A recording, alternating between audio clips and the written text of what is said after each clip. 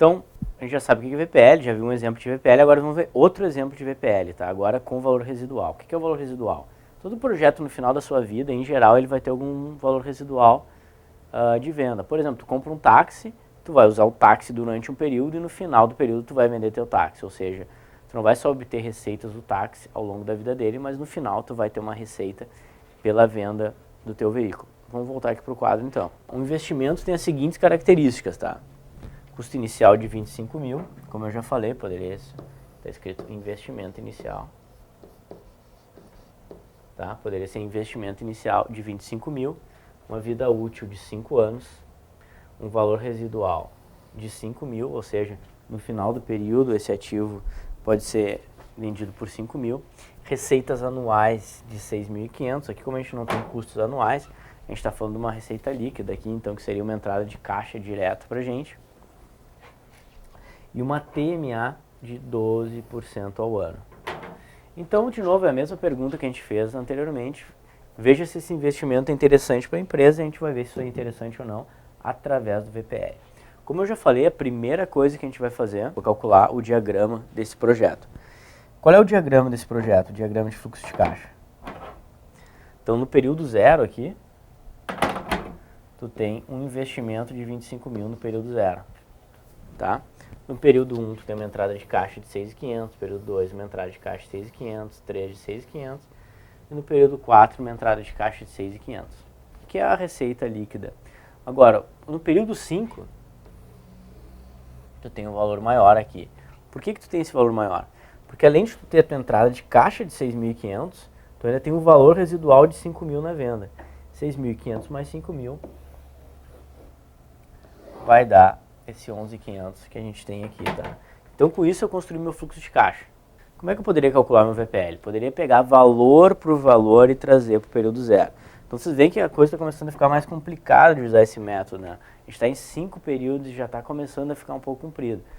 É importante salientar que a gente vai estar trabalhando no fluxo de caixa de 10, 15, 20, 50 períodos, tá? Ou seja, aqui eu tenho 2.500, tá? Menos 25 mil, que seria o meu investimento inicial. Entrada, então no primeiro período eu tive uma entrada de caixa de 6.500, vou dividir por 1.12 na primeira, depois 6.500, 1.12 ao quadrado, 6.500 dividido por 1.12 ao cubo, 6.500 dividido por 1.12 na quarta, tá? Então com isso eu defini os primeiros 4. Agora a gente viu que no último período a gente tinha um fluxo de caixa de 11.500, não mais 6.500, tá? Então a gente tem um valor diferente. Então no último período a gente vai ter 1.12 elevado na quinta. A gente vai fazer esse cálculo aí e a gente vai chegar que o nosso VPL deu 1.268,18. Ou seja, VPL positivo de novo. Vale a pena eu investir nesse projeto. A gente está vendo que isso aí começa a ficar um pouco complicado de fazer esse cálculo, tá? E agora vamos fazer o cálculo então com as formas que a gente aprendeu dessa relação do P com A, do P com F, tudo isso aí. Então, o nosso VPL agora vai ser o R0. A gente vai ter uma relação aqui do P com A. E a gente vai ter uma relação aqui do P com F. Como é que a gente vai calcular isso? 25 mil seria o meu investimento inicial aqui. Desculpa, deixa eu trocar essa cor aqui. Tá? Então R0 vai ser o meu 25 mil, tá? Eu vou ter o meu A aqui, que eu vou ter nessa parte aqui, então 6.500, 1 mais 0.12 elevado na quarta. Por que na quarta? Porque se vocês voltarem lá e verem o diagrama, vocês vão ver que vocês vão ter 4 períodos de 6.500, tá?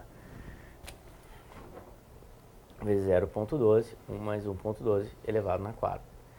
Além disso, eu tenho 11.500 no último período, tá? Então, no último período eu tenho 11.500, onde eu vou ter 1 mais 0.12 na quinta potência. Se a gente realizar esse cálculo, a gente vai chegar num VPL, que é o mesmo VPL que a gente calculou antes, né? Um VPL de 1.268,18.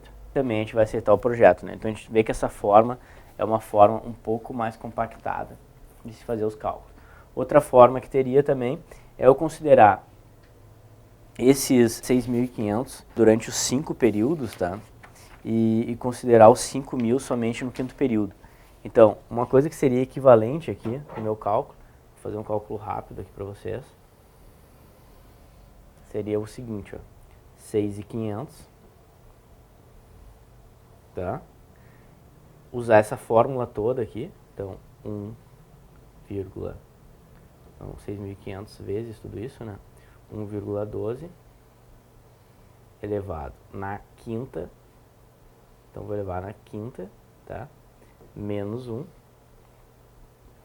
dividido por 0,12, 1 vezes 1,12 na quinta, mais 5.000 dividido por 1,12 elevado na quinta. Vocês vejam que essas duas formulações são equivalentes, tá? Então eu poderia substituir essas expressões aqui por essa expressão aqui. Elas são equivalentes. Numa eu estou considerando os 6.500 aqui dentro e na outra eu estou jogando os 6.500 para cá e obviamente estou aumentando o número de períodos, tá? Então, só para vocês terem a opção de calcular dessa forma também, vocês têm que sempre chegar no mesmo resultado que a gente obteve aqui.